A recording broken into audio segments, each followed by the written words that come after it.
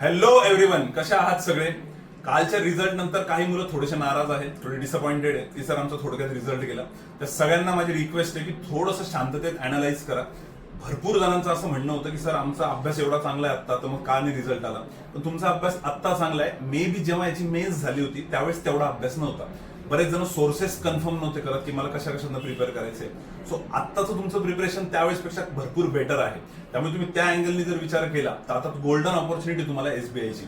10 तारखेला majority स्टुडंट्सचा paper आहे. तर मला असं वाटतं की हे जे पण आहे हे तुम्ही थोडंसं सॉर्ट आउट केलं असेल कालच्या दिवसात, पण आता त्याला जास्त वेळ नका वाया घालू. कारण हा टाइम पिरियड जर कमी झाला तर परत एसबीआयला रिग्रेट होईल की अजून एक गोल्डन ऑपॉर्च्युनिटी होती.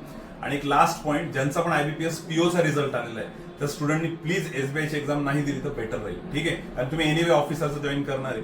तर बस ही सगळ्यांना रिक्वेस्ट आहे. बाकीच्यांना हा ऑडिओ कन्व्हे करा ज्यांचा रिझल्ट आलेला आहे. ठीक आहे, थँक्यू.